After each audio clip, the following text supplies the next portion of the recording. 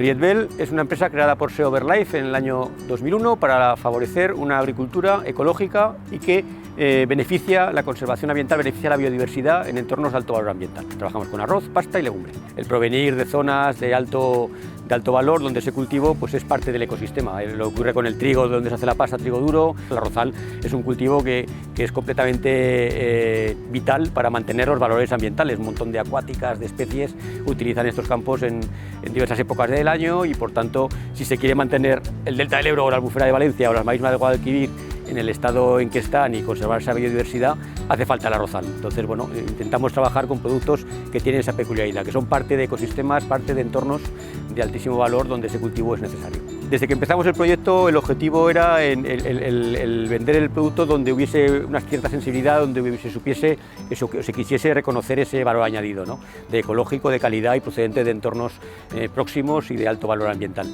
Y bueno, pues uno de nuestros clientes o de nuestros focus principales son los comedores escolares. Trabajamos en Cataluña, en el País Vasco, en Valencia, en Aragón y bueno, pues son colegios donde hay una cierta sensibilidad, donde se quiere que la alimentación sea un poco parte del programa educativo y donde realmente cuando se está comiendo se sea consciente que se está influyendo en muchas más cosas, entre otras pues la conservación ambiental, la conservación de nuestro planeta, que en definitiva es la conservación de nosotros mismos como especie humana.